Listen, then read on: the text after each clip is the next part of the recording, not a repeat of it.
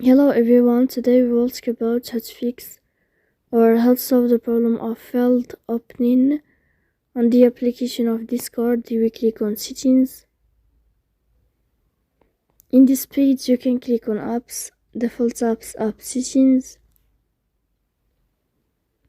and above you can search about Discord and you will enter. Here you can click on first stop and you can click OK. After that you'll enter to the window of storage. Here you can click on clear cache.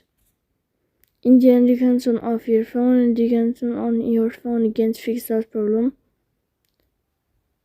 So please don't forget to support us by like and subscribe. See you next time in another video and thank you for your attention.